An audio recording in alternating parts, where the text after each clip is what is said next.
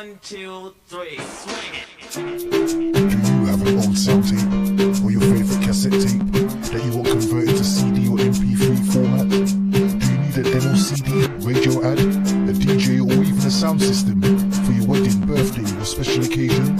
Then why not get in contact with KTR Records on 07931 152 448 or check out our website on www.ktrrecords.com. We have been in business since 2004 and also undertake community projects. So for your remixes, doublets and all your sound editing needs, why not contact KTR Records, official sponsor of World Jam Global Radio. KTR Records, coming your way.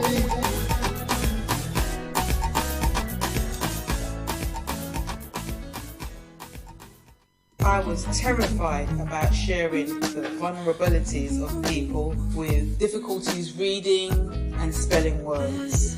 However, I could see the value in sharing, and I have taken the time to make some notes about this in my book, Dyslexic: The Silent Difference. You can get your copy now at www.a1tribe.com or amazon.com or amazon.co.uk. Thank you again, everyone, for your support. Red Promotions and Highly Blessed Promotions give you Tobago 2020. Tobago 2020, the ultimate carnival experience. Landing on Sunday, 23rd of February 2020. The all-inclusive holiday of a lifetime at an unbeatable price, starting from £1,349 for 7 nights, all-inclusive. With 10 nights optional, there will be fun-filled day and night events like the popular all-white party, pool party, barbecue boat ride, plus the carnival experience and much more. Music by some of London's finest, Courtney Melody, Commander B, D-Mac, TC Force, DJ Matt and Euro Millions and more. So join us and let's live our best lives. For general inquiries, call 07729 190 026. For booking and more info, call SN Travel on 0207 254 0136. Quoting Tobago 2020. Sponsored by vibesfm.net, MrMighty.co.uk, SN Travel and World Jam Global. Do you like music like this? Great music all the time. Or like this? The music you love. Maybe this. Great music that makes you want to turn up the volume loud. Or life track like this. Especially where human life is concerned. Surely, sooner or later, people will realize that lives actually matter. Then you're in the right place. Keep it locked to World Jam Global, where music is harmony. Music 24 hours a day, 365 days a year. Yeah, you're a World Jam. Hotter than them. See live schedule.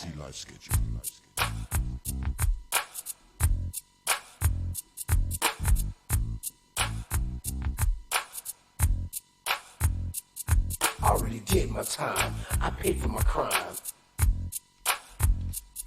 I already did my time. I paid for my crime. Would you believe it? Being hacked while you're live on air. My gosh. Sometimes you just got to be quick. I paid for my crime. So I want to just thank you all for joining me. I've just had to stop streaming and sharing the stream live. I've tried to hack into my stream. I've shared it to as many places as I can. I'm going to have to rely on you guys to share it the rest of the way, I'm afraid. Didn't really care about the system. It was all about. I'm going to have to take some time to go through all of my apps and all of the stuff that I've got, change some passwords. Too young and foolish to stay in school. I learned my lessons in the street. There was not a man I couldn't beat. I was just want you to know we've got a good show lined up for you today. Swimming in got a Roundtable team. All over the street. Yolanda McNair, Scott Russian, D. Martin, and Stephanie Babb. I'm a changed man. It's a Roundtable debate, and we are looking at Lethal Weapon. That's right. Jail. The type of things that law enforcement uses to restrain. I paid for my crime. Already getting my time. I paid for my crime. I want to say a big shout out going out to Vanessa Whirling. She stays on track, on key, on point. I paid for my crime. Big shout out going out to our producer, TJ. She's away visiting family. Just landed. Oh, I think she's just on her way to her sister's. I was a drug dealer, sold more drugs than Superfly, but I never got out. Enjoying some family time. She's going to be away for the next 2 to 3 weeks. Telling my story to you and you. I had to repeat. And I'll be supposed to by my co-hosts. Doing all kind of I think next week it's going to be now sit back. Stephanie Babb. And I think the week after that, it's going to be Yolanda McNair co-hosting and supporting me. But I was nobody's chump.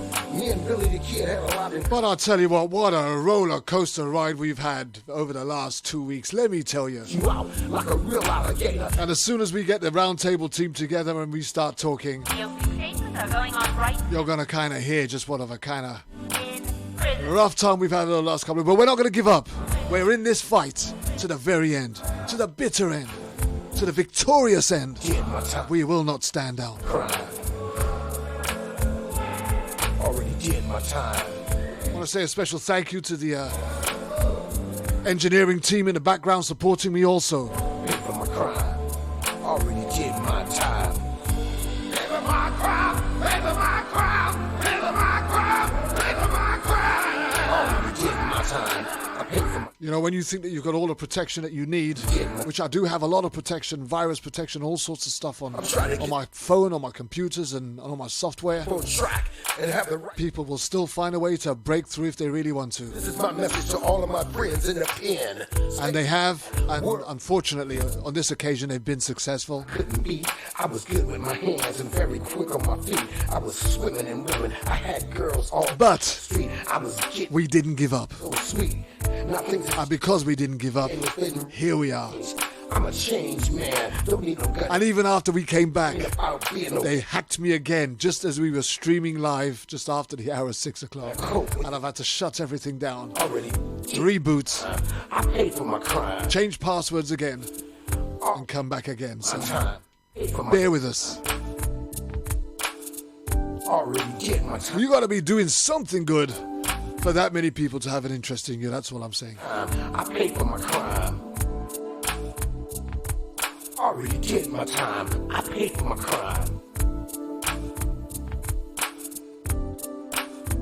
I was a drug dealer, sold more drugs than Superfly, but I never got high on my own supply. I'm not proud of what I had to do. That's why I'm telling my story to you and you. I had to repent, I must admit, I was doing all kind of stupid shit. Now sit back and think it over. Oh, it looks like I'm going to be on another ban. My post goes against community standards. So only I can see it. Whoa. But I was nobody's chump.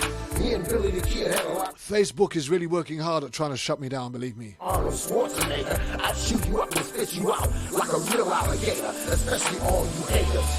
I've just come off of a 10-day ban. Pay for my crime. I think they're going to be banning me again. My time. Already did my time. I paid for my crime. Already did my time. The opening statements are going on right now. He could be facing life in prison. I think the sole purpose is to stop me sharing this stream live to as many places as I do.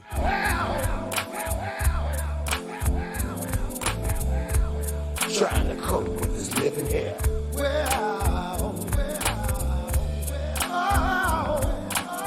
Trying to cope with this living here.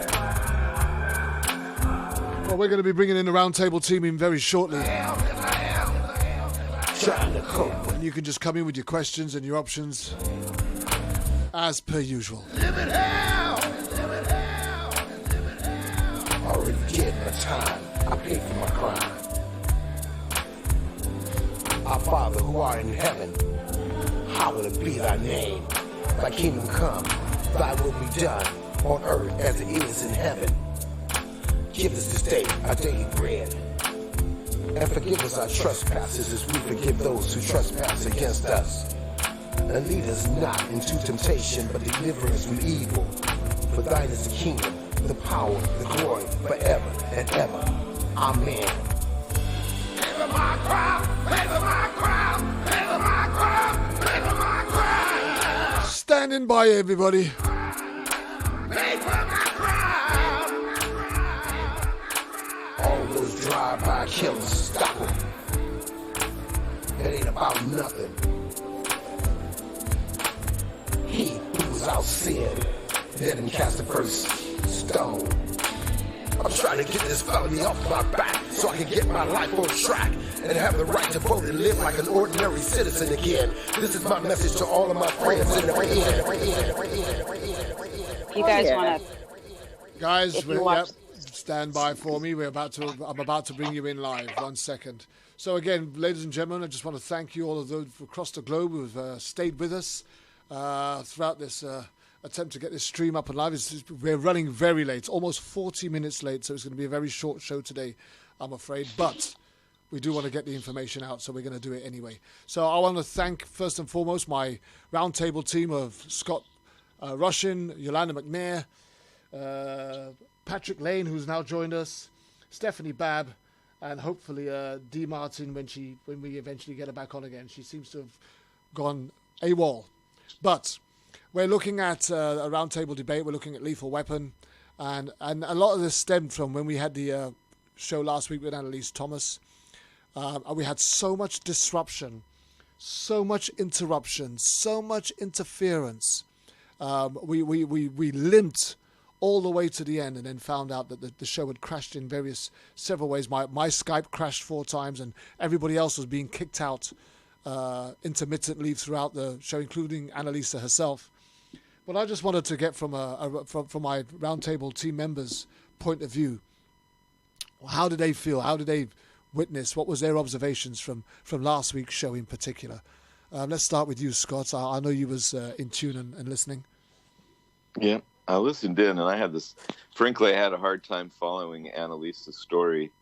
What I did sense from her story was, some of the themes that we've had in all the other stories of the police vilification and smearing of the family, intimidations, the deceased,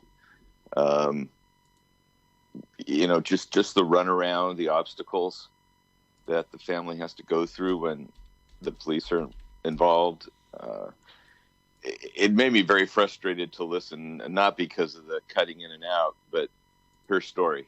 Yeah. It just is such a common theme that it just gets me angry, obviously, to listen to this. This woman seemed very sincere and very nice and very educated. Absolutely. Again, it's one of these stories where I don't think the authorities knew just what they were taking on when they went and messed with that family, and not every family is as strongly set up as that. But she also told some truths. She also said, she was a white woman who didn't understand, she didn't comprehend the racist element to law enforcement and what black people as a whole went through, was subjected to, and I found that was really a real eye-opener for me, because it was an eye-opener for her. But to have her honestly and openly admit to her naivety, so to speak, and to a degree her ignorance, bearing in mind that she's got a grandchild of colour, that she was totally unaware of what was impacting him in that way, or how that impacted him. But it impacted her, but it also moved her in a very powerful way.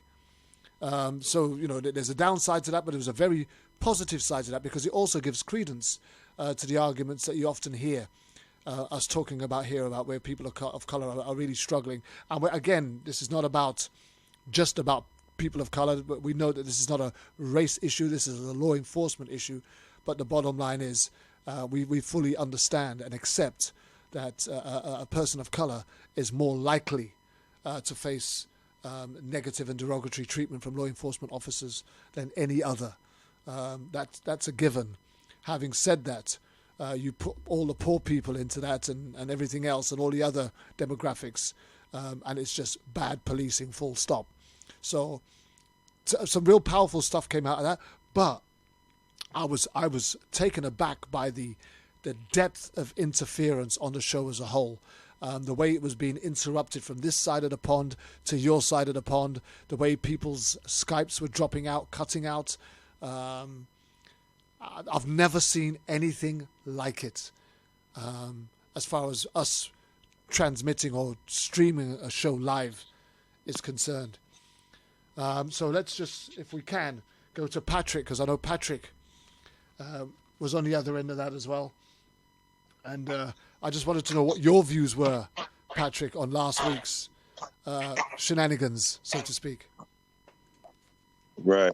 Well, with the interference, uh, I think that shows that someone has taken notice. With Annalisa's story, like Scott said, there are these threads that seem to run through all of them, and it typically involves when police have done something that they shouldn't have done, the cover-up that ensues.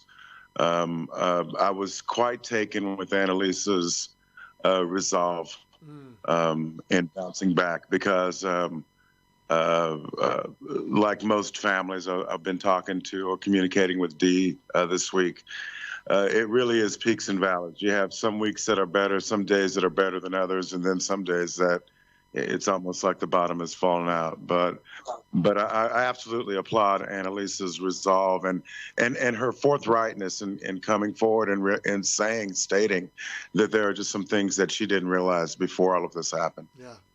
I mean, the thing is, I kind of work with TJ, and the journey that I've spent with TJ, she has those moments where she has those Travis moments, where she's really having a moment where it's difficult for her. She might hear something from somebody else's story, and you those of you that was on the call when TJ was on the call earlier on, and we were going to talk about this particular subject matter. I mean, that just freaked her out. She had to get out of here. I think at one point she was going to talk about it, and then she changed her mind. And just want to say a big shout out to Annalisa Thomas, who was listening. She's tuning in. She says, "Hi everyone. Hi Annalisa. Great to have you on board. We're just talking about you." And believe you me, the interferences that we had from your show last week didn't stop. We've had interferences this week. We're late today, and we'll be looking to book you in either before the end of the year or in the new year. But TJ's looking at a date for you, and I'm quite sure she'll be back in touch with you very soon. But we are just trying to round up on what we talked about on your show last week. So thank you very much for that, Patrick, as well. Stephanie, let's just bring in our beloved Stephanie Babb. I just want to bring Stephanie in, and maybe you can round up on what your observations were on A, last week, Annalisa's story, and B, the interference and how you felt that went out. Well, on Annalisa's story, what struck me as the most tragic is you have a mother concerned about her son and her grandson, and she does what she thought was the most right thing to do in the moment, which is call the police, do a well check, and it escalated into a SWAT team and her son laying dead. And that's the tragedy that Americans aren't understanding until it happens to them. And so hopefully the show will get to people and they'll understand that. And especially being a white person like Annalisa and myself, we don't understand. That's why when it happened to my brother, it's shocking. And then the thought occurs to me, if that can happen to my brother in wherever, then people of color are so and your brother, so your brother wasn't black, but he was a war veteran. He was Correct, a captain in the army. That's right. And you're right. And that's their excuse. Yeah. That's their excuse. But if it can happen to him, it can happen to almost anybody, right? That's exactly right. And that's the point that I try to make to people. Because like Annalisa says, it's encompassed in what she said. She just didn't know. We think of, and especially like my family coming from military background, is we look to authority to come in and help. And then, but when you're calling an authority that are not trained, do not have the kind of, training that they should, and too much power. And then you end up with what happened.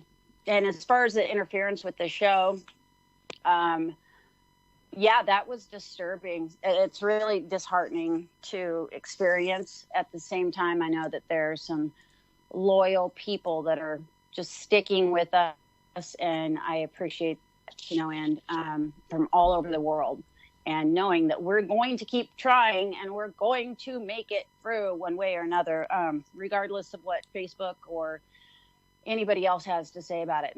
We'll figure it out, and we'll make sure people hear us. Well, just before I bring you in Yolanda, let me just say this for the audience that's listening. And Annalisa says her ears are burning because she knew we were talking about her. That's why she's jumped on and she's listening live. But you know, for the listening audience, I want to tell you, we was going to shut the show down with all the interference that we have. But this roundtable team, and we take up a lot of their time. I take up a lot of their time doing this show, or week in and week out, and asking them to support it, even on the weeks where we're not doing a roundtable. But to the man, not one of them wanted to give this fight up and shut this show down. They were all prepared to sit there and wait patiently while we tried to figure this out and get this show up and running and live. And for that, my friends, I absolutely commend you. I love you. My love and respect for you is so much. I don't think you can ever understand or appreciate just how much I appreciate you and your time and your commitment to this show and everything else. And I know most of you are involved personally in one way or another because of your families that have been taken in one way or another. But for you to commit to this for the benefit of others is highly, highly commendable. And I know, speaking for myself and TJ, because TJ is my right arm, and we talk about this quite often. When we knitted this team together, there was just a connection that we felt with every single one of you, that this would be a permanent relationship. And I'm so glad that that's what it's turned into. So I know I'm going off key and I'm going off point, but I just wanted to thank you guys for sticking with it in a heat of all of this trouble. So it's my opportunity to salute you and thank you again for your commitments. Now, having said that, Yolanda did a lot of work in bringing Annalisa Thomas to our attention and on the show last week. So I just wanted to get a viewpoint from you, some observations as to how you think the show went last week, the points that were raised from Annalisa in particular, and the interference in trying to bring that show down. Just from your point of view, how did you see it? First of all, I thank Annalise for being brave enough to stand up there, and tell her story, remember everything, and relive everything that she went through. Because people need to understand and respect the fact that we have to relive all that pain, all that trauma, again, in order to tell you what happened to us. The interference was expected. The extreme to which they went, it really wasn't a surprise. It was something we were waiting to see happen. Thought maybe we had another month before they start really clowning like they are. But it surprised me, and it doesn't impress me. It doesn't stop me. Just like you, I got stuck in Facebook jail where I couldn't see anybody in any other group or respond to something they said to me or posted. I couldn't post anything. And I was given a very specific time that I would be able to go back on Facebook. And I think that's kind of interesting because for the most part, as far as I know, they just say you're locked out until this day. They told me I was locked out till Thursday and I would not be able to post again until 7:37 p.m. my time. And I'm like, okay, you really put some thought into that, but okay, I appreciate it. Well, good for you, Yolanda, because you actually got a notification. I got nothing. They didn't tell me I was in jail. They didn't tell me how long I was in jail for. They didn't tell me what I was in jail for. They just put me in jail and left me there. It was just something that was supposed to have gone against their rules or regulations. But I'm like, what did I post? I've shared a post. I haven't done anything. But I have been out speaking in different states, as well as dealing with the rally here in Detroit that was about 20 organizations deep involved in it. I did call out the cop's name completely. Isaac Lee Parrish III, you're a murderer, and I'm not done with you. But as far as the show and the interference, is something that we know is going to happen. It's just that we need to find another media outlet that they cannot tap into so easily. And I'm myself, I've talked with a few people about what it would be that we would need to do to start one. But of course, everything has to go through the government because they own the airwaves and all that other good stuff. But as far as what we're doing here, we're gonna keep doing it. I don't care if we got to send up smoke signals. Can I just tell you something? I've just gone into my support network messages. Do you know which post they're now telling me goes against their community standards? Which one? So the post that I did this morning on self-control, my daily motivational message. Oh, that's too good. Wow. Yeah, the one that I posted this morning on self-control, they've told me this post goes against our community standards on spam. Yeah, right. No one else can see my post. We have these standards to prevent these things as false advertising. So yeah, apparently I'm in Facebook jail again. Hey, it is what it is, right? So I speak about God, they put me in jail. I speak about Botham Jean, they put me in jail. I speak about police brutality, they put me in jail. Then I better. But you know, the word says, the Bible says that you'll be persecuted for my sake. So I have no surprise. This doesn't come as a surprise. Hey. So where's our Facebook attorney? Yeah, we don't have a Facebook attorney, I'm afraid. So let's just continue with today's show, shall we? It looks like I'm in jail again. My stream is. I'm streaming. It looks like am I streaming live? Am I good? Yeah. No, you're not on. Pardon? I'm watching on YouTube on another TV, and you are offline. I'm on YouTube. I'm on here. You need to refresh your page. Okay, we'll do it. Refresh your page. You should actually get it. Well, my question to you, Kervin, this is Patrick, is when are you going to start to comply? Yeah. That's not going to happen, guys. That's not going to happen. Has that stream come back, Scott? Yeah, I'm watching on YouTube on another TV. Yes. Okay, great stuff. Okay. No, Patrick, I'm not going to comply. I think this road has already been set for us. Whoever's got the TV on in the background, you need to turn that sound off now. If that's you, Scott, if you've got that YouTube on. No, I'm muting everything. It's not me. Okay. So let's try and move on with today's show, because I think it's really important that we try and get across this message of lethal weapon. So, Scott, based on, again, what we were talking about with Annalisa last week, where, Leonard was tasered on the floor. We're going to try and look at some stats. Tell us your viewpoint on these tasers and how they were used on Tyler. Well, it's pretty horrible, and I can understand why Therese just doesn't even want to think about it. In the case of Tyler, my son, the tasering was the last weapon used against him before he was pronounced dead. He was a healthy 34-year-old in good physical condition, and he was not under the influence of drugs. And fortunately, I could afford to have a private autopsy of Tyler, because the county autopsy found marijuana in his system, and the pathologist is blaming an allergic reaction to marijuana for my son's mental state the evening he was killed, an allergic reaction to marijuana. So, because of my private autopsy done, which found no drugs whatsoever, including marijuana, in my son's system, which is pretty horrible to have to put my son's body through 2 autopsies, but I had to do it to get the scientific lab results, and they confirmed no drugs whatsoever.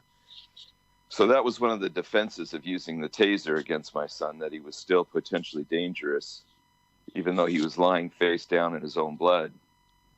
When the officer tased him in the back, his clothes had basically been almost pulled off in the earlier attack by the canine that bit him, the officers that shot him twice in the throat and the back of the head, that my son fell down and an officer grabbed a taser and said, "He's playing possum, he's faking it." And then he shot my son in the back with the taser. And of course, my son's body jerked around. This is all on body worn camera video. And it's just horrible to watch. And then have the officer say, "I thought, Mr. Rushing, the suspect, was playing possum." He's laying down, face down in his own blood. And there's live video of that. And of course, that's going to be, that is evidence in our lawsuit. But I thought the tasering, let's just put it very scientifically or unemotional, was just unnecessary. The use of a taser is for compliance. And so if my son had jumped up and suddenly come alive to attack these officers, then that's what it's for. It's not to taser a guy who's laying face down, who's been wounded 3 times, 3 bullet shots and a dog bite, face down. That's not what a taser is for. To see what'll happen if you tase a guy. Is he faking or is he really dead? So you use a taser on him. That's just horrible. It's unethical. It's tactically wrong. And I think sadistic. That's my personal point of view. And I'll probably get Facebook jail for that word, sadistic. But it was. And turns out my expert witness physician who reviewed the video, both autopsies, the police's expert witness, who's an MD, and my expert witness, who's an MD, my physician felt that the tasering was the final blow, the final straw that killed my son. It actually wasn't the 3 bullet shots. It was the tasering that killed Tyler. And Tyler would have had a chance to survive if he hadn't been tased while he was laying face down in his own blood in that bathroom in Chico, California. So you can imagine how my wife and I felt. Like, there was a 50-50 chance that Tyler would be alive today if that officer hadn't used that taser. So, yes, tasering can be lethal. It is lethal. In the Desmond Phillips case, Kervin, you remember the black family that had Desmond Phillips was having a mental health crisis. Yeah. The officers tased him. And that was 14 weeks. The same officers that were involved in killing Desmond were involved in killing my son Tyler in this little town of Chico, California. And Desmond, I've seen the autopsy, seen some photos. He was tasered so badly by the officer holding the trigger down and discharging the 50,000 volts into Desmond that it left burns, 3rd-degree burns in his flesh. And Desmond was also shot 17 times. So he didn't really die from the taser. He died from 17 bullet holes, actually 11 of them hit him, but he was shot 17 times. But the lead officer that killed Desmond hit him 7 times in the face, neck, chest. That was the same officer that tased my son 14 weeks later on the floor. So that officer is on my radar for, as you might imagine. And he's still a police officer today in Chico, California, wandering the streets of Chico. And I did some research, and since my doctor, expert witness, said Tyler likely died from the tasering. That was the final blow. That's a quote.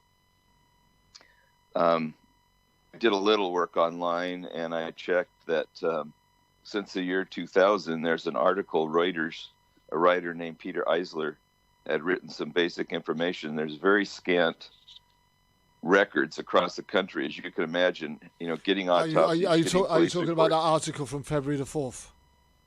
Yeah, I think I sent it to everybody, 18,000 police departments. Yeah, so... And that's a crime in itself, that 18,000 police departments can set their own use of force. and own record. I mean, there should be a consistent policies for use of weapons across the country, but it's not.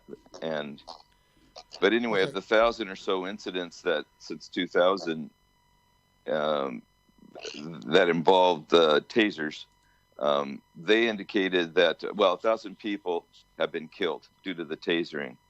So it's not a non-lethal weapon. That's a euphemism, a falsehood.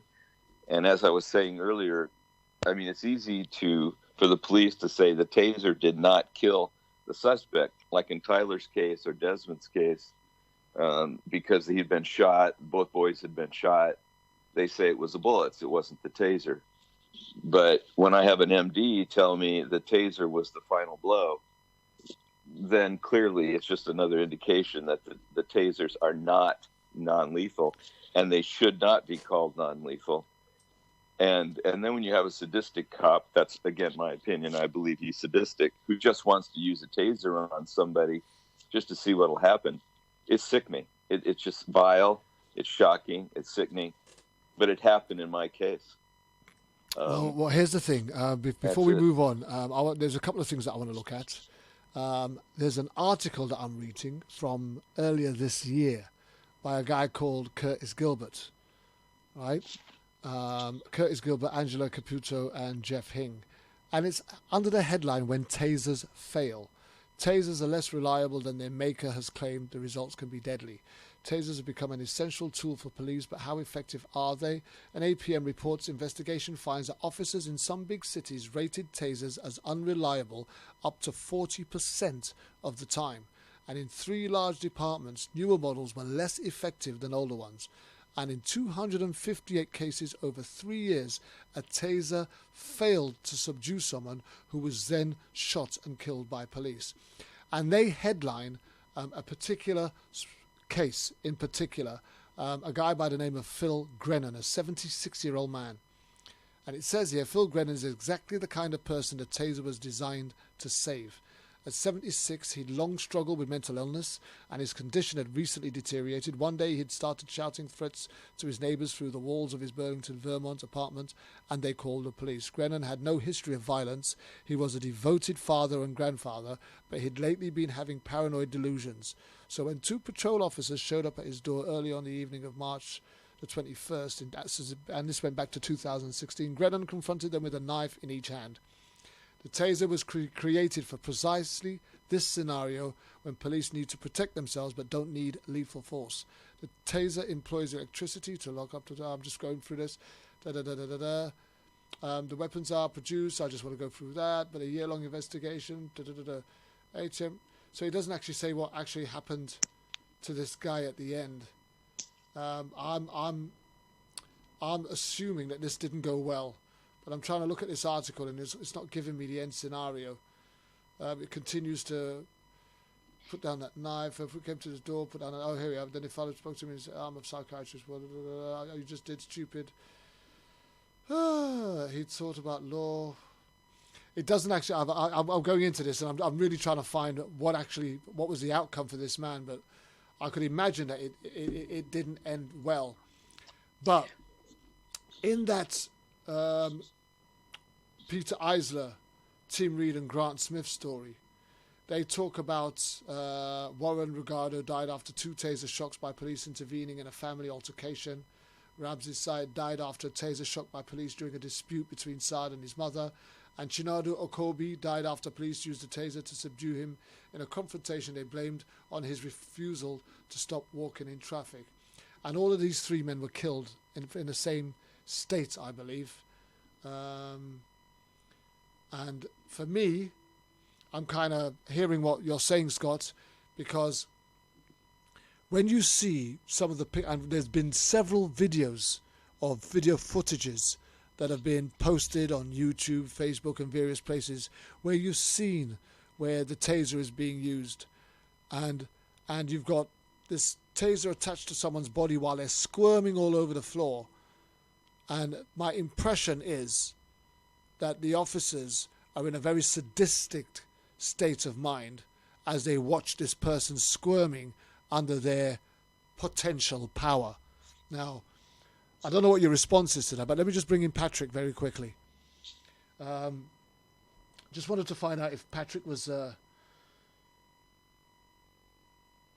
not. He's here, okay? So Patrick, I just wanted to get some feedback from you as to your views on this taser and some of the comments that we've just made and you've just heard. Right. First of all, when police stop someone, they have absolutely no record of any medical problems that these people might have. So to taser them could potentially be a kill shot, in my opinion. I don't think we have to look any further for, as Scott said, the sadistic attitudes of some on the police force, as with his son Tyler. I mean, there's just nothing more horrific than that. And really, my heart goes out to Scott, and I want to thank him for continuing to share that story. I know it's rough. But what we know with tasers and these excessive uses of force is we know that there are better ways to calm people. But I think it goes back to, and I sound like a broken record, but when you're trained your hammer, everything becomes a nail. And so all of these interactions have, every police interaction has that potential to go very wrong. I think that is the reform that we're looking for. None of us are saying that we need to do away with the police department. But what we're saying is that we need to reform the police department, and there need to be some guidelines over police departments and the wrongs that they might do. Here, this article, I'm looking at another article, say a 911 plea for help, a taser shot, a death, and the mounting toll of stun guns. Watch this. In the most detailed study ever of fatalities and litigation involving police use of stun guns, Reuters finds more than 150 autopsy reports citing tasers as a cause or contributor to deaths across America. Behind the fatalities is a sobering reality. Many who die are among society's vulnerable, unarmed, in psychological distress, and seeking help. Now, isn't that what the real crux of the argument is? That they're using this against people that are clearly, evidently unable to withstand the impact of that taser. Stephanie, do you want to come in, Steph? Because I know you have some. I know you have some viewpoints on this. Well, what's interesting is I had just printed out that same article because I'd read it earlier when I was looking up tasers, and some facts that jump out at me that some over 400,000 American patrol officers carry tasers, and they were invented by one guy, Jack Cover, down in the 70s. He was a physicist, and basically this market is predominantly handled by this one thing. So by this one person, it's a private company. They put them out there. The guy made them. He made them shaped like a handgun, so they'll fit in a holster. They don't really work. Their statistics, like you said, less than 40% of the time, but it's at a $420 million racket. So that's money. That's a lot of money being put into these things that don't necessarily work. There was something that I just found out recently about stun guns or the tasers that I did not realize. One, they have a video on them that is triggered and automatically goes off when they pull the trigger on the taser. There are the amount of voltage, and then you're supposed to only shoot within a certain period of time for a certain amount of seconds, and that's all recorded on the taser. So, and then the only reason I found that out is because I watched a cop get on the stand, and he was called out for abusing, the use of his taser on somebody and doing grievously harm to this person. And this, like I said, this is just, it's one more thing that our cops are given, and they don't have the background. We don't know enough, and they're not being used. More often than not, the taser's used and then the person is shot anyway. And so I know that there's more there, and I saw that Yolanda had something to say as well. Yeah, we're going to bring in Yolanda now, because there's a point I want to make just afterwards. Yolanda, do you want to come in? Sure. I did a little Google search myself, and according to the U.S. Southern Regional Office, Amnesty International, 277 people have died from being tasered by police. And that's just between June 2001 to October of 2007. That's all that they have documented thus far. And they stress the fact that that's all that they have documented thus far. But that's almost 300 people in 6 years. That was more than enough to say, let's not use this. Yes, we have a lot of sadistic officers who get a great deal of pleasure out of tasering people, out of tasering each other. You know, here in Michigan, the people who have expressed a desire to become a police officer that are in ROTC classes are a lot of Caucasians in the suburbs.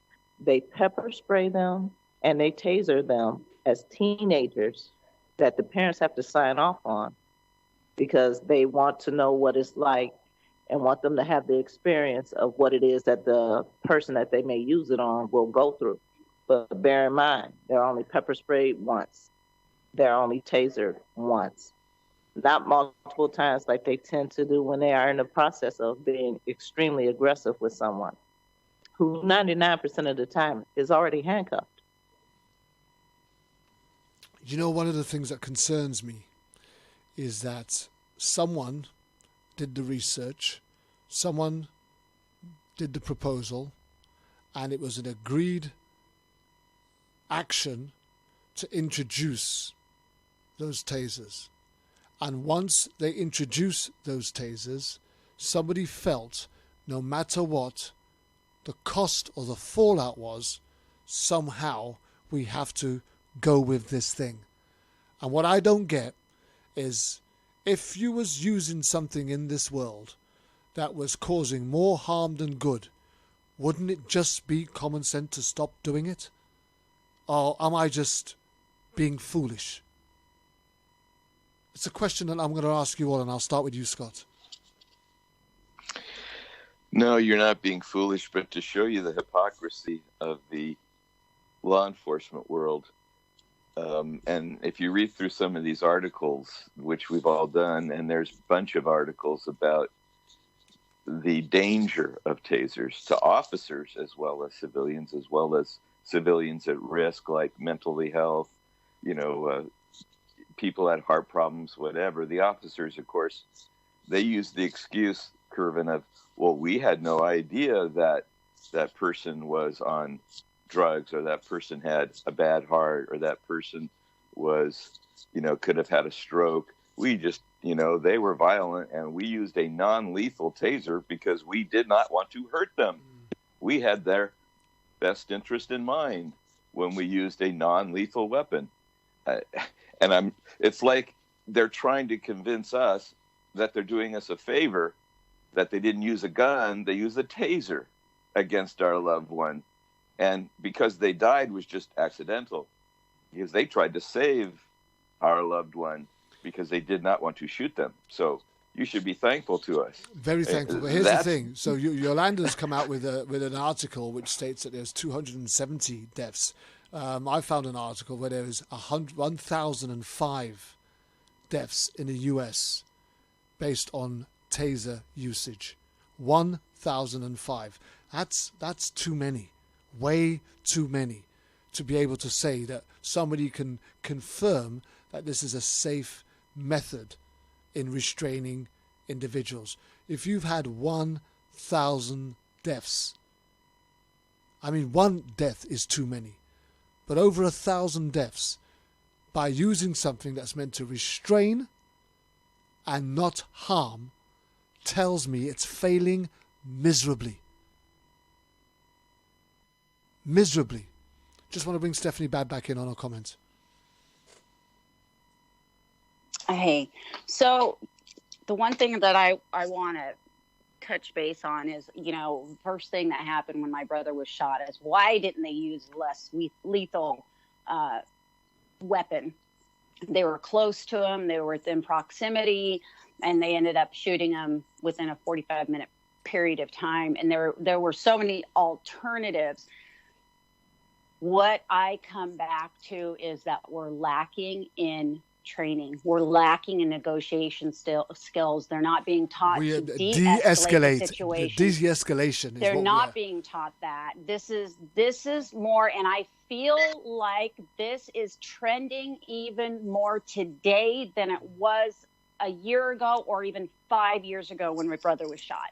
Is that the more we bring attention to this, I feel as if the police force and the people that support them are getting bozier and actually more righteous in their ability to step forward and have power over. They're less concerned about what we're doing because they keep getting away with it. So the more attention that's brought to it, and then they get away with it. We have every once in a while we're throwing a bone and somebody gets, some cop goes on the stand, but they're being thrown under the bus. To me, I personally think on one hand, there was a case just recently, and I don't remember which one, what do you guys will, but where the cop took the fall. I'll almost guarantee his family was paid off. He's young. He can start in another profession. He just accepted it, quit the force. And I'm sure that in some way he's set up. This is like, it's almost like they go in knowing somebody's going to take the fall. And so everybody doesn't have to. And that's where they're starting to go now. And they're accepting that. And they're doing it so they can continue and kill people. And I just don't understand the mentality. It doesn't make sense to me. They're not military. They're not trained like people in the military. They don't have the chain of command that the military does. In my brother's case, they didn't even know who shot him at first. Nobody was in charge. It was 45 minutes. They showed up with a SWAT team with an armored vehicle, and they were excited. It was like buck fever. They just didn't know what else to do. And they're given these tools that they're just learn how to shoot, but they're not given the real tools and the things that are really necessary in today's society and our communities. And that is de-escalation and negotiation and trying to solve the problem, not just fix it by offing somebody. Some will say, and some will believe rightly so, that the police have done a great thing in introducing something that's less harmful than a gun, which, something that they've been told would restrain and subdue somebody, and they were to use it as a non-lethal form of restraining in order to arrest somebody that was not posing an imminent threat. So that was the purpose, I believe, that they expressed, was the intention when it was introduced. It was also because they're farther away. Like you have billy clubs or anything else. If somebody's that close to you, rather than shooting them in a circumstance where they don't need to die, maybe they stole something, ran away, or I don't know, whatever reason, but that gives them the proximity in order to stop somebody. And that's why they thought it was the great save all. Well, they don't add the mentality into the mix of somebody of a unit that doesn't care what the end result is, as long as they get what they want, what they need in that moment. Some will say that the tasers are not used enough because officers are often pulling out their guns and firing out lethal weapons and just killing people, shooting them in the back, etc. Some will say that tasers are not used enough. What is our panel's viewpoint on that? And let's just start with Yolanda first. I would say it's not really that they're not used enough, because we already know that they are used improperly. They're used in the wrong situations, and then they're misused. That's just like the firearm is being misused, and it's used in the wrong situations. Your firearm is your final use of force, and that should be only in the case of saving yourself or someone else. I'll give you an example. Paul Castaway, he was suicidal. He told the kids to get away from him. He went outside after he had done something that he should not have done with his mother. And he knew it, which made him even more suicidal. But the knife is at his own throat. In that situation, he should have been tased. Instead, the officer shot him and killed him. And when asked why, he said, I killed him to keep him from killing himself. Is that not just absolutely ludicrous as a statement? And I don't know how many people have seen the video of when Paul Castaway is being chased, and he comes out of the building and he runs round to the back, and the police come out after him, etc. The kids all running all over the place. I mean, we've got Lynn, his mother. We've got her on the show in a couple of weeks' time. I'm not sure what the date is, but we do have I've had his father on the show before now, a year or so, a couple of years ago. But we do have them back on the show before this year is out anyway. And I think it's this month that we've got him in, and we'll be hearing that story again. But it's a tragic story, again of when the wrong sort of lethal weapon is used at the wrong time. And I suppose the question still has to remain is why aren't we looking at more de-escalation tactics and training as opposed to some form of weaponry that we still can't prove doesn't lethally damage, harm, kill or maim the individual that is being aimed at? Still don't escalation program idea, because we've got to be realistic about this. These people were not trained to escalate situations. They came in pre-programmed from childhood, racial experiences, or just unrealistic jealousy. And then when they get in a situation, when they get to be the bully, they get to be the aggressor, they go overboard into the feeding frenzy. You can't train that out of them. You just need to not have those people in that position. And we don't need to be policed. The police need to be policed. What about Annalisa Thomas mentions a rubber bullet can be shot from 40 feet away. How safe are rubber bullets? Let's bring in Patrick. Okay, I just wanted to comment on something that a couple of the panelists said. Stephanie talked about soldiers as compared them to police. The difference is soldiers have a strict rules of engagement that they have to follow. Our police forces do not. They can literally, that we've seen them fear for their life for almost anything you can imagine has caused them to fear for their lives. I also have a problem real quick with, I've read more than a few articles in the past 5 years of the escalation, how an officer will often use a taser first. And then later on, that's kind of the warm up to shooting someone, to actually pulling a sidearm and firing. So I think that I'm always for the least lethal form. But I think what we're not taking into account is the mentality of these police officers.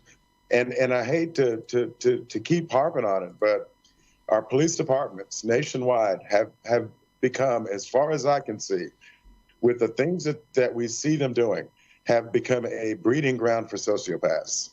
And you don't need to You don't need to be much to get into the police department. We've set a very low bar, a high school diploma, and that's about it.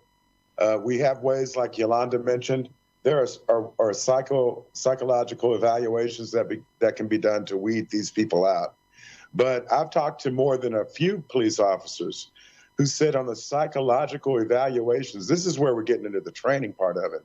On the psychological evaluations that those police are given, they can take that segment of their testing over and over, and they're also coached on the answers to give. So I think that we're going to continue, as long as that mentality is present in the police department, we're going to continue seeing abuses and misuses of the equipment that they've been given. Do you know, the thing is for me, to be the peacekeeper of a nation, of a state, of a county, of a town, of a city, requires not just commitment. We shouldn't just be interested in people that want to do the job. We need to be considering people that are able to do the job. Because people, I mean, exactly. As a child, every child might want to be a professional football player or baseball player or basketball player because you got good money. But not every child is going to be a good basketball player or baseball player. Most of those children fall down on the wayside long before they get up to the college stage and start to look at professional because they're just not good enough, right? So if you've got stringent controls, right, as to how you're going to recruit people into athletics or sports, should the criteria for being recruited into one of the most powerful positions in your nation require the same level of intensity and integrity and training and development and retraining and more training to make sure that these guys can absolutely, that they can be all that they're meant to be? Because for me, officers need to be getting psychological training, physiological training. They need to be getting a guy might wake up one day and say, I'd like to be a law enforcement officer. That's what I'd love to be, right? But if his upbringing, if his environment, if his surrounding, if his the things that he's been impacted with has got him in a negative place, that's what goes in comes out, right? What goes in comes out. How our children are nurtured, how they're educated, how they're treated. What goes in comes out. So unless we are going to work that out of them through some form of additional training that gets them to understand people, because I'll tell you where I really struggle. I really struggle with the fact that a law enforcement officer who's meant to be well trained and skilled and gifted in many areas can walk into a situation and not see that he's facing somebody who's in the middle of a mental breakdown, having a mental episode, and treats him as if he's dealing with a gangbanger intent on taking out the world. You know, this is crazy because I was just talking about this last night to my cousin, and it's a hard concept, but for me, my belief is if we expect more and we want more, we have to give more. And that means that I want my police officers who have that much power to be educated.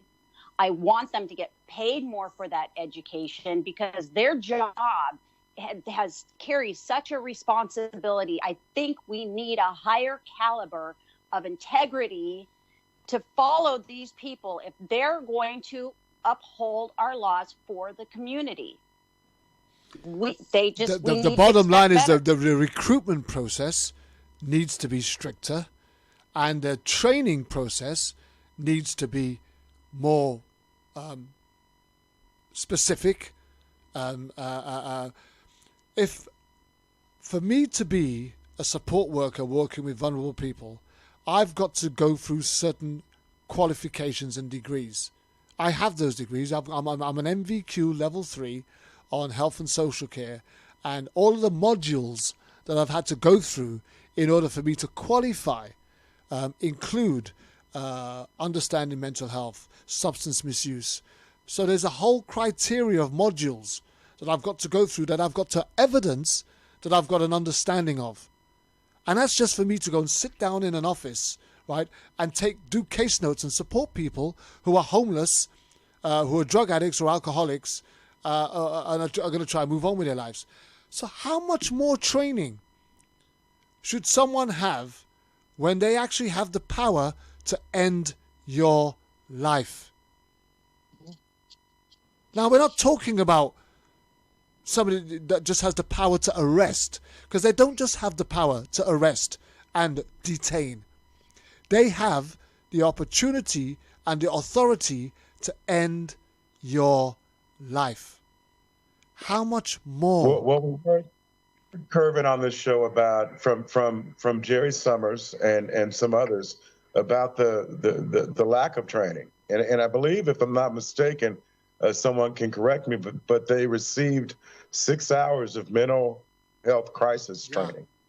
So, I mean, that shows you. It reminds me of a case here in Wichita. Just to interrupt you very quickly, Patrick, you can carry on. But we was having, and somebody else was on the show, and they said that their hairdressing qualification took longer than the police officer's training qualification before he was given the gun to go out on the streets. And an example of that, Kervin, is we had a guy here who's become a friend of mine. His name is Santiago Quintero. His son, J.P. Quintero, was drinking one night. His father was in the truck with him, talking him down and just talking to him. The police show up. They take the gentleman out of the truck, move them to the back of the truck, have them raise their hands. And one officer is holding the shotgun. They have them raise their hands, and then they tase the son, who instantly drops his hands and is instantly shot and killed. This is the lack of training. I mean, I would think, I've never been tased, but I would think that if you shoot upwards of 50,000 bolts into my body, I may move, right? And this movement, after he was tased, cost J.P. Quintero his life. So it goes absolutely back to the lack of training that they received.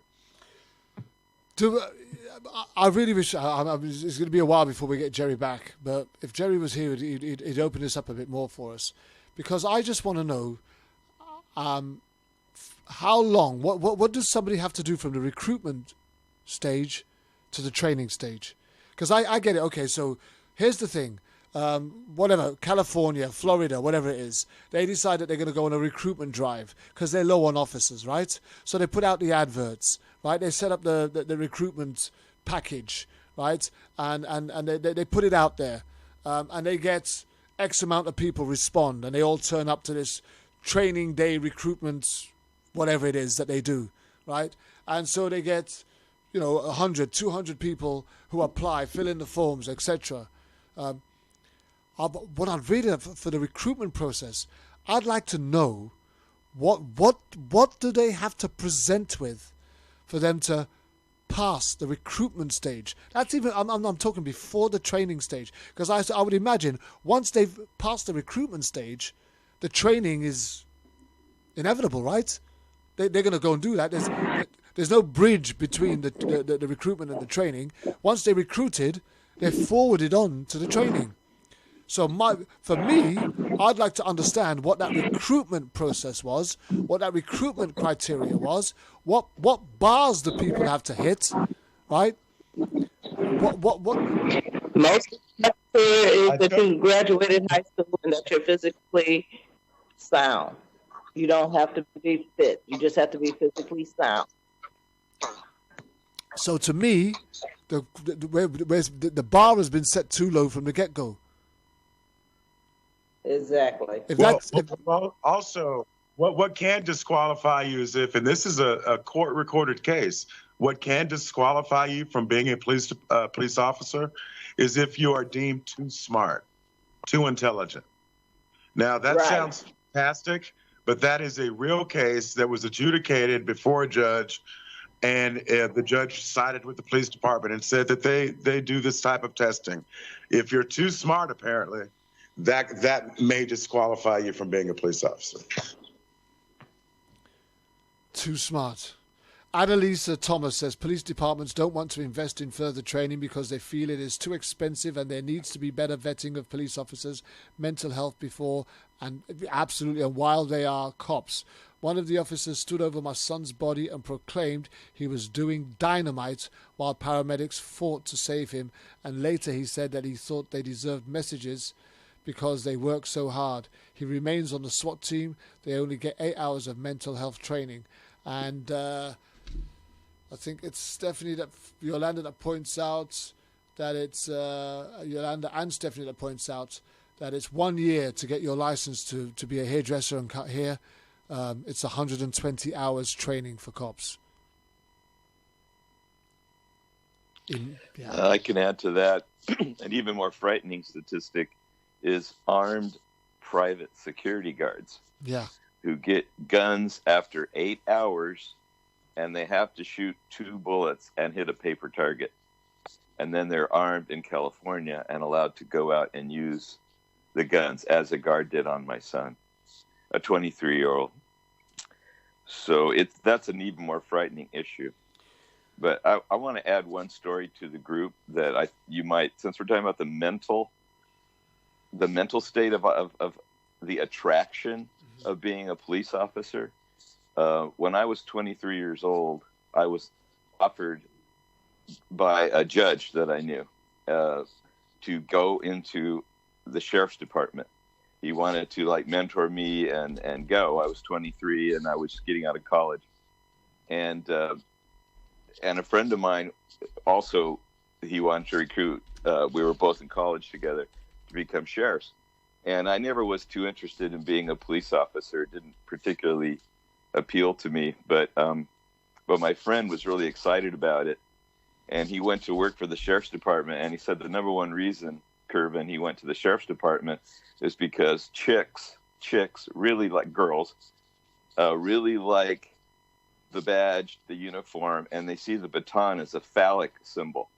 And man, it's a chick magnet to be a cop. And they just really love the baton. And I looked at my friend and I went, are you kidding me? You can't get a girlfriend, dressed in Levi's and a t-shirt, someone who likes you. You got to have a uniform and the baton to be your phallic symbol. And he goes, yeah, man, these batons are really awesome. They really get the chicks in. And I said, oh, okay, fine. So to make a long story short, my friend went to the sheriff's department. He worked 30 years. Same age as me, 66. He's been retired for 10 years, and his retirement, Kervin, in California, his retirement guaranteed to him after 30 years on the force, because he needed the baton as a phallic symbol, he gets $196,000 a year guaranteed. And he's been retired for 10 years. And, wow. And the whole thing, guys, think about the mentality of a 23-year-old being attracted to get into law enforcement because of the baton being a phallic symbol and a chick magnet. That's a mentality. This guy had a degree. He did 30 years on the sheriff, never fired his gun ever, which is probably a good thing. And then he's retired. And at a $200,000 a year, guaranteed salary by the taxpayer, and it just blows me away, the whole thing. And to my credit, at least when I was 23 years old, I thought, that's stupid. I'm not going to get a uniform on to get a girl. If I can't, find a girl I like and have common interest and we appreciate each other, that's the reason we should get together, not my baton. So, well, so you were too smart for the force. They wouldn't have let you on anyway. And I went a different way, and I still see this guy. He's around. He lives not too far from where I live. Once in a while I see him, and I just shake my head, and I just said, you are something different. I put it that way. I want to take you guys through a step-by-step process of what you must do to become a police officer here in the United Kingdom, bearing in mind that most of our officers do not carry a gun. Are you ready? Step 1 is the application. In order to become a police officer, you must fill out a general application about yourself. This may come before or after the police written exam. Some departments may want to see the results of the exam before the application is submitted. Step 2 is a written exam. Each police department requires an entry-level exam. The entry-level exam is a written exam that tests basic reading and writing comprehension. Some police written exams add sections that deal with the job itself, such as map reading. Some departments will invite you to the written exam after they have looked over your applications. Others will ask for the results of the exam before you even fill out an application. Step 3 is the physical ability test. This exam will measure your ability to perform physically demanding tasks that you may encounter on the job. Some of the tasks will be timed. The tasks may include sit-ups, push-ups, bench pressing and running. Each department will have their own set of requirements. This exam is sometimes immediately after the written exam. Step 4 is background. After completing and passing both the written and physical exam, some departments will then ask you to fill out a background report. This step is to make sure that nothing in your background will disqualify you from becoming a police officer. Others will have an investigator look into your background. The investigator may look into your history, civil, credit, criminal, driving, employment, and military. They may also interview your co-workers, employers, neighbours, references, and family members. This step may come before or after the oral board. Step 5. At this stage, you will have to sit before a board composed of 3 or more officers of different ranks. They will ask you interview-type questions and give scenarios you may encounter on the job. The purpose of the oral boards is to test how well you handle pressure along with your ability to communicate and evaluate a situation, and this step will only occur if you have passed the written exam. Step 6 is the polygraph test. The purpose of the polygraph test, also known as a lie detector test, is to verify your truthfulness, which will be based on your background report. This test may take a few hours. This will be given to you by a trained professional examiner. This step is given towards the end of the hiring process. The psychological exam. There are 2 parts to this step: an interview with a trained psychologist and a psychological exam. In an interview, you may be asked questions about your background, current lifestyle, and what your expectations are for the job. The psychological exam, also known as the police personality test, may include a series of multiple-choice exams asking you questions about yourself. The reason police departments give psychological exams is to make sure that you will be able to do the work that is required as a police officer. This exam is given towards the end of the hiring process. The medical exam. This exam is given to you by a trained medical physician. During this exam, the physician will make sure that you are physically fit to be a police officer. This exam may check your height, weight, vision, hearing, blood pressure, and do a chest x-ray. This exam is usually towards the end of the hiring process. Other steps may include interview with the chief. This will be an interview with the chief. This is usually one of the last steps to becoming a police officer. Drug test. This is sometimes done as part of the psychological or medical exam. Some departments do it as a completely separate test. And then it goes on to talk about something. These are the phases. That's before they're even hired. And if you are going to be a Securicor driver, we don't do it anymore, but Securicor drivers were the drivers that used to drive the cash van monies. So you actually have almost a similar authority as a police officer when you work for Securicor, or you used to anyway. And I know this because my brother used to work for them. And they came to my workplace and they came to our house to interview us to see what the backgrounds were at the time before my brother got his job. But that's quite extensive. Does any of this identify with what you might know about recruiting law enforcement officers in America? And any one of you can answer this. Yeah, it's a very similar vetting process. The only thing is, like I said before, they fast track a lot of people. They're not interested in whether or not you're psychologically sound, just if you can pass, the Ruffle test. They don't go deep enough, and they don't take time with the process. They want to hurry up and move a class in, a class out. They should be more concerned with quality than quantity, and they're not. Let me just bring in Stephanie very quickly, because you were just writing in about your aunt who used to train and facilitate role-playing for police. Tell me more about that, Steph. My aunt, she was in the paper and everything else. She used to be a spokesperson for Smith & Wesson. Her husband, my uncle, is an attorney. And so she specialized in training women in particular. And part of her thing is she'd go to the police force, and she knew a lot of people who were police officers and help with the trainings. There was one particular incident where they were doing some hand-to-hand kind of role-playing combat kind of thing. She volunteered to be that person, and in the training, they roughed her up so bad. My uncle was my uncle was going to press charges, and she came back and she was a mess. And they just, that mob mentality. And she kept saying, these are people I know. These are people I'm training. Why would they take it to this extent? And they just get so involved. And it was really eye-opening for her, especially. And I don't know where that comes from. I have no idea. It's just foreign to me, that kind of thinking or that kind of behavior. Come in, Scott. So based on what we've just been discussing, the level of recruiting, I've just given a step-by-step guide to the recruitment process here in the UK. How does that sit with you, if that was something that law enforcement officers had to go through as part of their recruitment process before they even started training?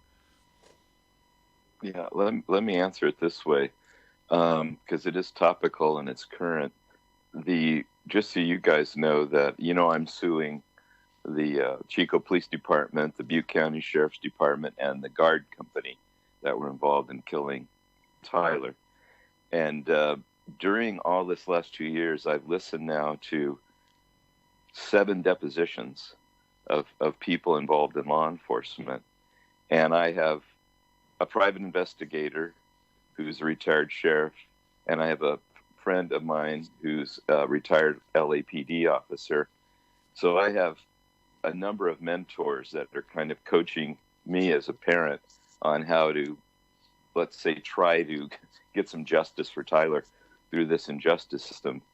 And all of them have said that the bar has been lowered dramatically for recruiting officers, that there is such a desperate need for police officers in California that they'll just about take anyone, as Yolanda mentioned, who can walk, who can speak, who can pass some minimum physical requirements. They don't want particularly bright people. They don't want college-educated people, even just a high school, and even some exceptions to that to get in. And then they will train and mold that new officer, man or woman, into what they want. So they don't want someone, in effect, like me when I was 23 years old, kind of a semi-educated and somewhat common sense-filled person, like saying, I don't need a badge and a gun and a uniform to get a girlfriend. So that's dumb. I'm not going to go to work as a cop for those reasons. But today, those accoutrements and those weapons, they do attract the wrong person to the industry. And I'll give you another contrasting example. If there's a fire department hiring somewhere, I think you guys all know that. I don't know about the UK, Kervin, but here, if there's a fire department opening, there are thousands of people that apply to be a firefighter, thousands of men and women. When there's a recruiting for a police or a sheriff department, they have to go out and beg people to apply. And that's because the quality of life as a firefighter and the image that firefighters have of really saving people, which my dad was a fire chief, so I know that ethos. I know what's happening in that world. And like I said, I have these guys that are cops. These retired cops are scared about the lack of quality of new recruits. And then they're scared about the training, which is basically hit a target. Here's your gun, kid. Here's your car keys. Good luck. And these are guys, I'm a real estate broker, but these are guys that are professionals telling me that they are very worried for the quality. And that's what Yolanda said. They want quantity of officers. They don't want quality officers. And that's been one of my main arguments that I've learned is we actually need fewer police officers. We need quality police officers who are more psychologists than shooters, than thugs, than people who know how to use chokeholds. And so then here lies their problem. If they're struggling and they're having to go out there and beg, nearly everybody, almost everybody that actually applies and shows that they want to do the job is almost guaranteed an opportunity to be trained and be out on the streets, irrespective of whatever their mental background might be. That is correct. And that is a frightening thought that these people, like you said, your friend that's in the beauty industry, she gets more regulation than somebody going into law enforcement. It's the same thing in the real estate industry. I have more restrictions on me as a broker in California than my friend does who carries a gun. I can't shoot or kill anybody. I'm dealing with property and money, and my friend's dealing with lives. And I have more conditions and restrictions than he does. It makes no sense to me. We've talked a lot about the negative impact of tasers in particular, police recruitment and bad recruitment and all the negatives that go with it. But what can we do to direct change? What change do we need? What do we need to see happen in order for these areas to improve?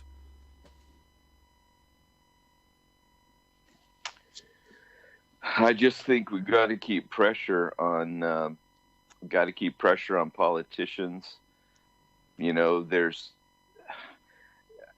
to put pressure on police chiefs and the law enforcement leadership to diversify. More women, more people of color.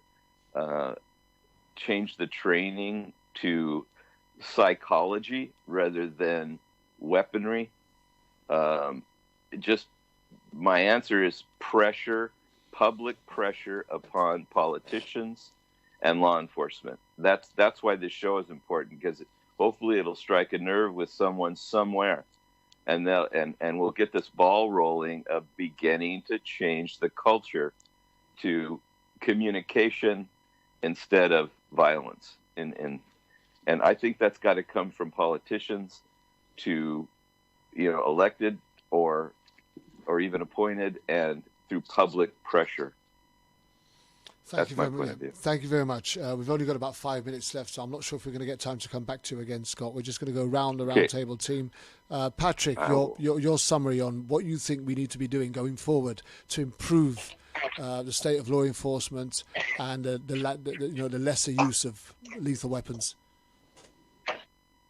All right. Everything that Scott said, more peace officers, more training to be peace officers, police forces that are reflective of the communities that they patrol. We absolutely need that, and we need that entire system has some type of a civilian independent review.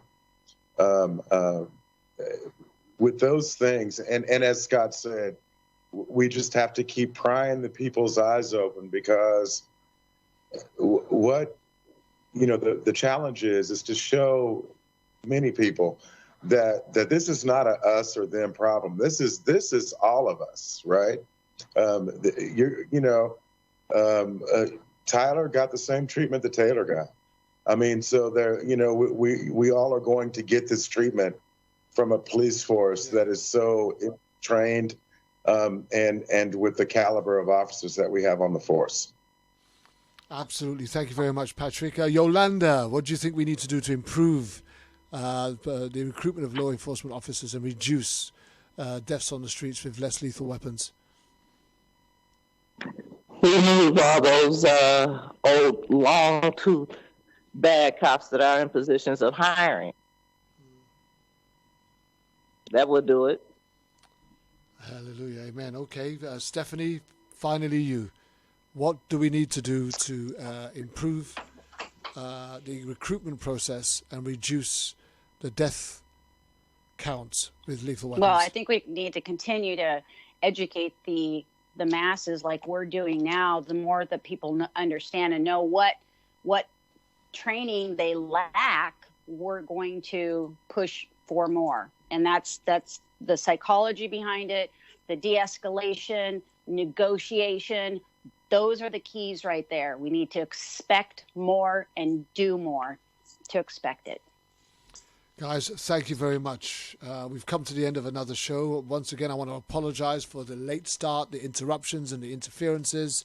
I'll be doing some work behind the scenes this week in order to try and make sure that doesn't happen again next Saturday. Next Saturday, I can't remember off the top of my head who I've got as my main guest, but I do know supporting me next Saturday will be Stephanie Babb, and the following week supporting me will be Yolanda McNair, while our dear producer TJ is away visiting family. She's with her sister, and we're wishing her all the best and everything else, to have a great time, and I know she will before she comes back to us again. But I just want to thank everybody, especially you guys, Scott, Patrick, Yolanda and Stephanie. Dee did try to be on the call. She was here earlier and then we lost her. Really sad that we've missed out on having her input and contributions for this particular debate. But we'll look forward to seeing her on the next roundtable. But I want to thank you guys for your commitment, your contributions, and definitely just the way that we are together as a family. And we look forward to having you guys back again next month when we have the next roundtable. And as for you, my beloved audience, I just love the fact that you guys are there week in and week out, no matter what. Again, deepest apologies for the late start. But we look forward to being with you again, same time, same place, next week. Remember, your clocks go forward. Your clocks go forward or back after midnight. But we should be back to our regular times, and we'll try and get our time zones right for next week. It's me, Kervin Julien, signing out on Issues Today. Love you so much. We'll see you again next week. We're out of here.